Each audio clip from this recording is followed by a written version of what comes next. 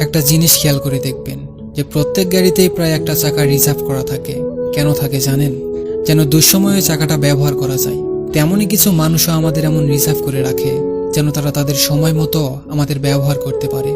কিন্তু কোনো কারণে যদি আমরা তাদের ওই ব্যবহারের চাকাটা হতে না পারি, তখন তারা আমাদের ছুঁড়ে ফেলে দেয়।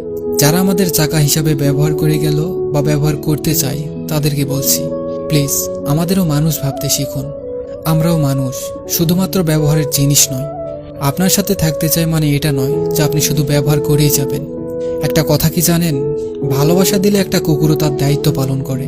আর আমরা তো মানুষ, একটু ভালোবেসে দেখুন, দেখবেন আপনার পাশে আমরা কবচের মতো দাঁড়িয়ে আছি।